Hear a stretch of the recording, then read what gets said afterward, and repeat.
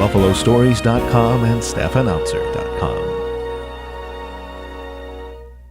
His name. John, could you turn the radio down, John? Yes, Turn the radio down. Now that we have you on and work closely to the mouthpiece on your phone, if you will. Yes, how are you doing, John? Oh, great, I should say. Daphne Dan Neaverth. You know, that's a name that you labeled me. I did. Daphne. I had fun with the name. Yeah, I used to be Daffy Dan Neaverth, but that's when I was much younger. And then you called me Daphne. Daphne. And I'll never forget driving you to pick up your car. You asked me if I'd drive you to pick up your car at a local gas station where it was being repaired. Yeah. I think it was a trade deal. You kept mentioning them on the air, and they fixed it for you. But anyway, I'm driving you there, and you looked at me in all sincerity and said, Daphne, what willst one do when the rock no longer continues to roll? Oh, my gosh, did I say whilst? Yeah, you said whilst. Yeah, and I looked at you. Another age. Antediluvian. And to this day, John, I listen to you whenever I can, and I still don't know what the heck you're talking about. But I'm saying, yeah, I heard that remark earlier from Irv Weinstein. It's absolutely true. I've got what we got here is a problem of communication. Gracious me, golly, that is to say, wow. Now, he's WHTT's own, let me say, the home of the Buffalo Sabres. Yes. These days, yes. And they say there's no competition left in Buffalo radio. I'll tell you, these are exciting times, went John. And stole the Sabres, however. Yeah, we stole. Well, we offered them $1 more than you guys, so. Evidently, that's true. Well, we had them, and then BEN, who is now within the family. We cheated them. We're paying them Canadian money. They don't know that. They don't know that. No, $1's $1 to them. They don't know. But you got them, and I'm sure you're doing well by them. Yes, we're doing very well by them, John, and we got a good run going. Hopefully, they can go all the way and win that Stanley Cup, and then they'll come back to you guys. Something I've got to ask you because I puzzled about this aloud on the air.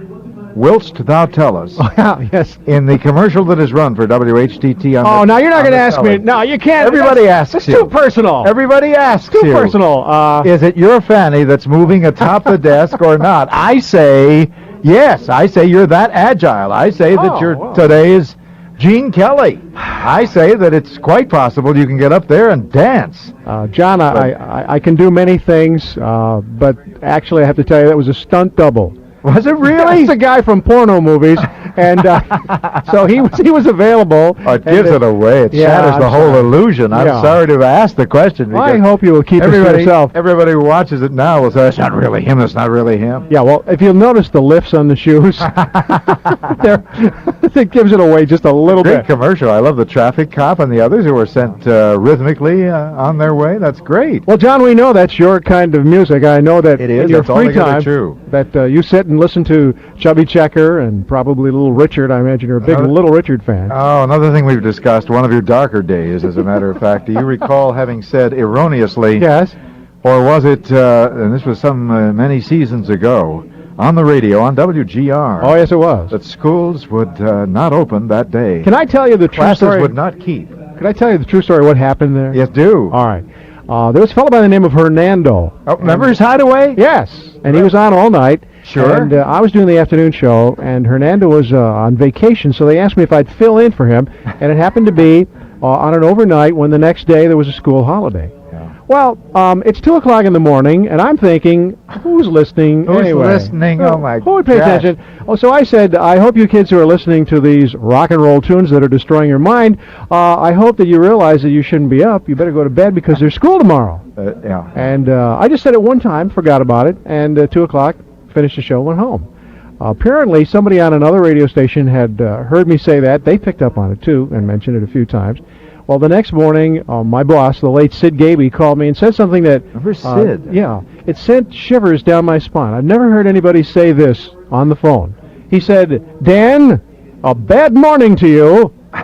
He said a bad morning to you. Really? Yes. Yeah. And then he went on Lightning from Sid. Yeah. He went on to say that if anyone who goes to school today because they heard that announcement and anything happens to them, like a meteorite hits them or something like that, then you're in big trouble. Oh my gosh! Now let me get it straight. You said that there would be school. I said no. I said there would be school. It was a school holiday. Okay. I thought you had said. Now see, I missed. See, now aren't you over glad? the passing years, we got it straightened out at last. I said you had said. Well, see, John, you were wrong about the dancing part too. You didn't even get the dancing right. No, I'm glad to get that straight. Well. Can I say hello to my mother-in-law, Addie, who listens to you all the time? Oh, Addie out Adeline there. Seifert. Bless her. We'll dedicate a phone call. And she's to not Addie. 85, because I wrote something about her in a local paper, and I said she was 85. Did you? She's really not. Well, bless her. She's 89. Listen. No, she's not. She's much younger. No, Dan, that's. I'm glad to get that straight. Sid Gaby. These names, Gaby. boy, you mentioned them. Yeah. He had the head of a burrowing animal. Yeah. He looked like a member of the burrowing animal family. You could name it gopher, whatever you want to say. But he really does. Never forget Sid. He's gone now. I Yes, think. he is. He's gone on to his. So you're free to say what you want about it. Some mound in the sky. Well, I don't you know where shouldn't. it is. You shouldn't make fun of the way people look. I mean, John, really, because I we were all. do this. I personalize a lot. We were all far more attractive. I'm than the last one who should. Yeah, right. but I'm glad to get that story straight. Well, the end of the story. End of story. You were persona non grata at WGR. Oh yes. I shortly was It was a replaced. scandal at the time. Oh, much scandal. Had the Inquirer been big then, that would have been one of the headlines. You keep track. Do you remember Buffalo what DJ. became of Hernando? Where he? Hernando ended up managing one of those little Hideaway theaters that somewhere. one of those theaters in New York City Oh, that did you that really? you used to frequent when you went down there. Me and Pee Wee Herman. Yeah. Sure, I remember. We would do that. That's right. You had the raincoat concession. I remember. At Hernando's Theater. He looked like the kind of guy who would, you know. That's Yes, true. he did. No question about that. Hernando, that's. Hey, John, I don't want to tell you how to run your show, but I think you might want to pick up on what's happening now. Oh, what is it? Because this is amazing. Oh, this is exciting, I should Okay, say. we got Buffalo Bob. Oh, Buffalo Bob Smith. Buffalo Bob Smith. Is it possible to play Buffalo Bob? Oh, yeah. Oh, good. What do I do to... We say it was howdy doody time. We used to sing it was howdy doody time. Ho ho. So let's go. It's howdy. Oh, do it again. It's howdy. Bob Smith and howdy too. Bob Smith and say howdy doody yo's. Let's give a rousing cheer. Let's give a, 'cause howdy doody's here. It's time to start the show. So kids, let's go. So kids, let's. Oh, you're a great guy.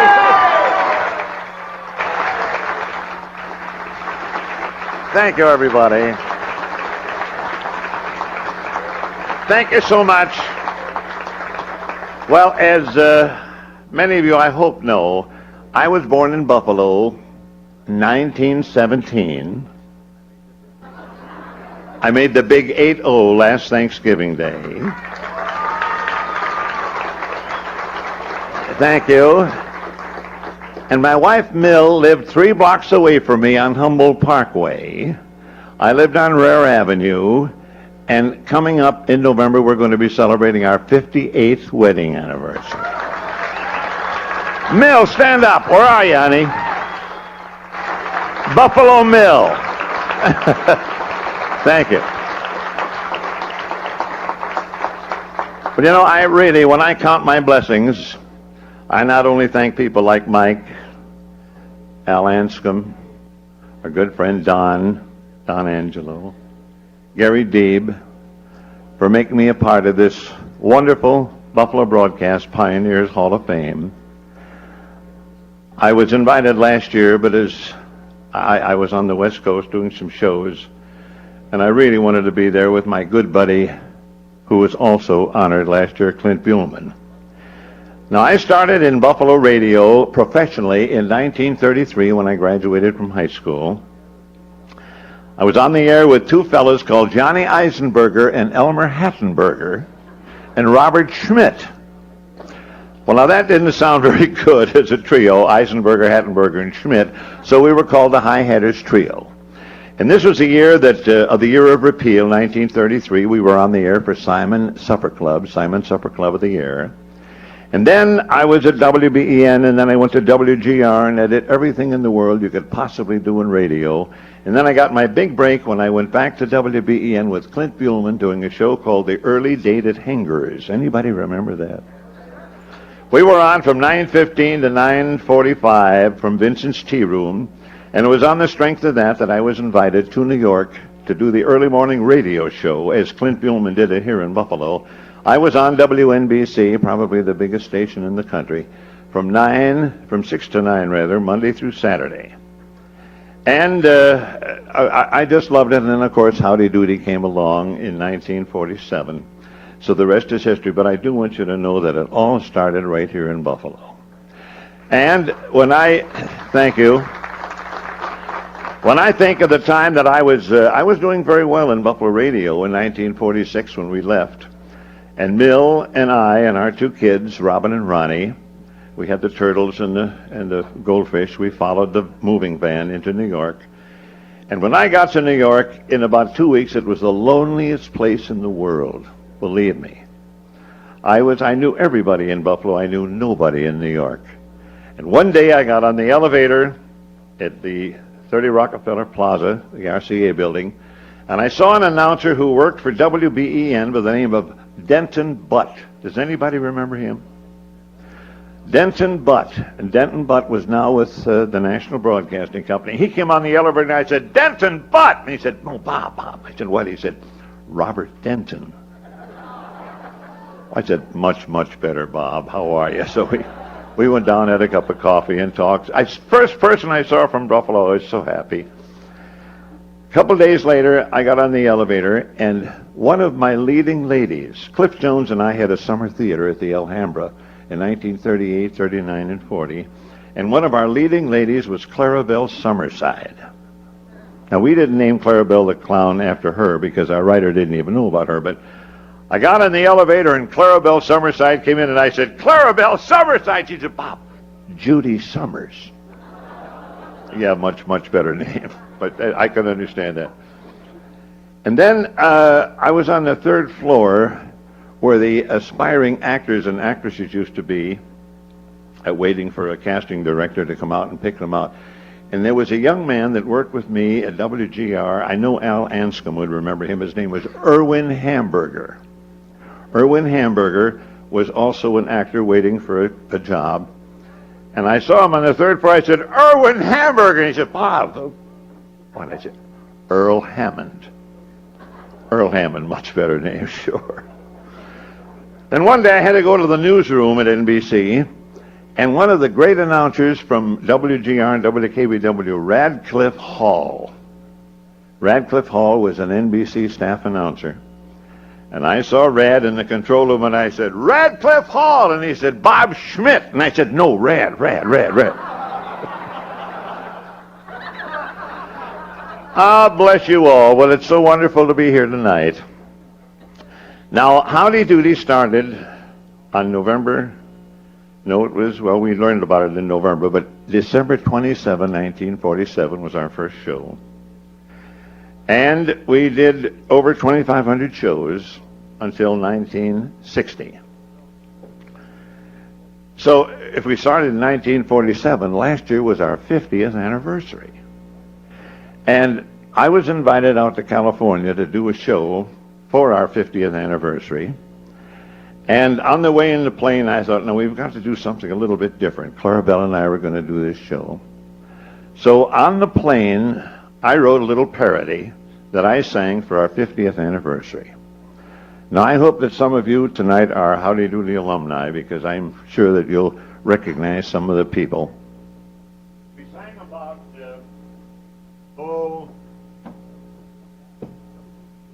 nearly everybody on the show. WGR 55.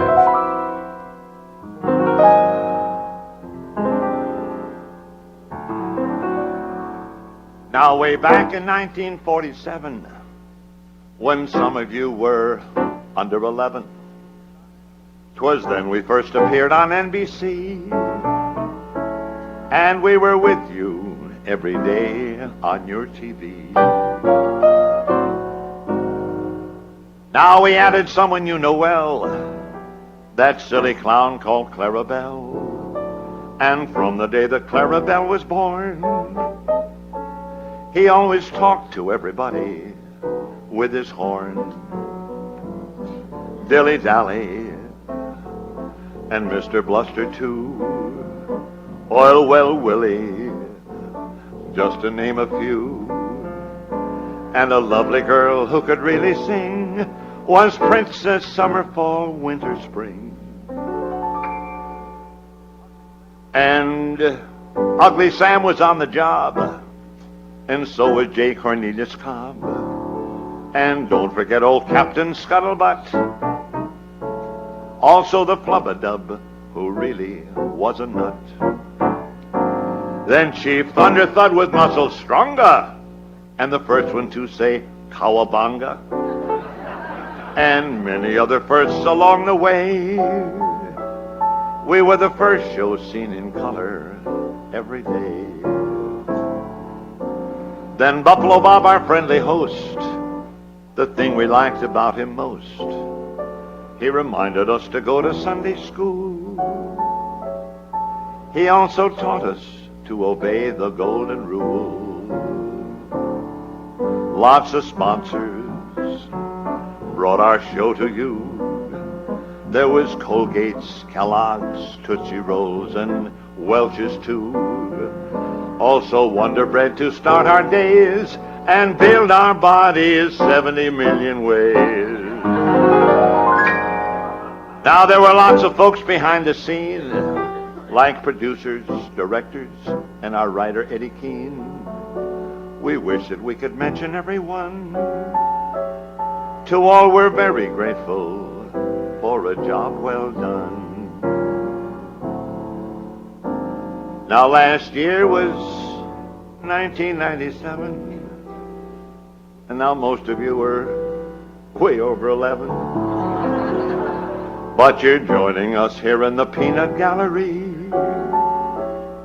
to celebrate our golden anniversary.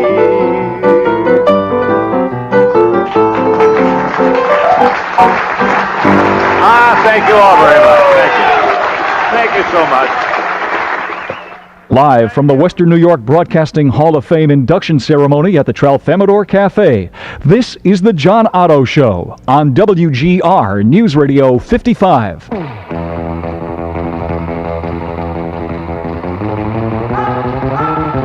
Mr. Lou is getting a workout tonight, let me say.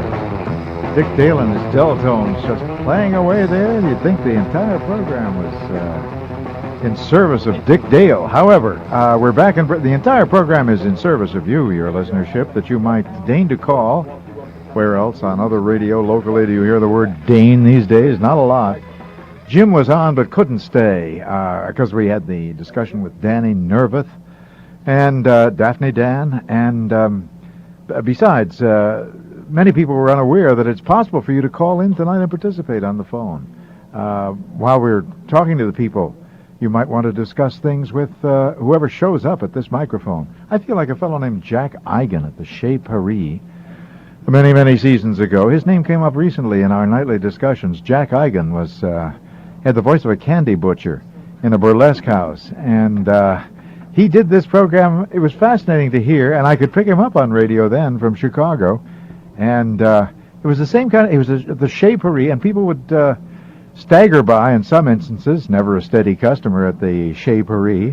They would sit down and talk in slushing fashion all over the microphone. I'm happy to report everybody I've observed tonight is entirely sober, perhaps too much so, I don't know. In any case, the humor is rare, and I can't get over the humor as exhibited by Van Miller. I was mentioned by one of the other inductees. Everybody learned tonight what a comic is Van. He did an entire routine. I don't know who his writer is, but he's not exclusively the voice of the Buffalo Bills, although he is the one and the only, to be sure. But he could take his show on the road, I think, any time. A local Shecky Green is Van Miller, and very impressive at that. What I wanted to say is we're available for your calls. We're cutting out now for the news directly ahead. And then Paul Harvey will bring you the rest. Oh, Paul is so dramatic. The rest of the story. Jim and others, if you wish to call, we're 886-6450. We'll have you on in about 10 minutes or so. On the Frontier long-distance number, the freebie, for those outside the immediate toll-free calling area, 1-800-550-8227. And star 55-1, of course, is your cellular one phone if you're out and tooling around in your automobile. Star 55 on Frontier Cellular. It's I think I've been in Theater Place previously, and indeed the Tralfamadore, but I swear it has undergone some remodeling, refurbishing. And so I want to congratulate the owners and operators of Theater Place on a job well done. And the Tralfamadore never looked better. You must pay it a visit one night. Tralfamadore Cafe, a highlight of downtown Buffalo these days. Can't think of any place I'd rather be. I can think of a few places I'd rather not be. Just down the flight of stairs and across the way, that other cafe. But at the same time, we have adjournment coming up. The latest in news will be heard, and then my word will get you on. And currently, just to report, do play-by-play. Currently, good. Yes, good. Can you possibly bring in Buffalo Bob Smith for the fade-out? And you remember Kukla, Fran, and Ollie? And there was George Reeves as Superman, and old Gabby Hayes would say, "Stand back, buckaroos," as he shot puckweed out of a cannon. It's WGR, Buffalo News Radio 55. Froggy the Gremlin, in those years that were carefree and mellow. And you were a fan of the Mickey Mouse Club with cute young Annette Funicello. Come on. M-I-C, everybody. A-E-Y-M-O. Oh, yeah. And there's Claude Kirshner in Super Circus. And while you watched him crack the whip, your daddy was watching Mary Hartline because her costume stopped at the hip. Now you ask him. There was Winky Dink, Rough and Ready, Bugs Bunny, Felix the Cat, and a little man named Pinky Lee with his lisp and his checkered hat. Ho, ho, hey, hey, my name is Pinky Lee. La, la, la, la, la, la, la, everybody la, la, la, la, la, la, come on now, la, la, la. You got the cutest little la, la. I'm as happy as can be. When you need to know, news at the top and bottom of the hour. Depend on News Radio 55, WGR, Buffalo. The final vote on the Niagara County smoking ban, and the school votes are pouring in. I'm Rich Root. More on those stories and Paul Harvey after WGR News Radio 55 weather on the 10s. Partly cloudy tonight with showers and thunderstorms likely, the low 62. It is 68 degrees in Buffalo. It was the final vote for the proposed Niagara County smoking ban tonight. WGR News Radio 55's Emily Story reports the legislature did not follow the Erie County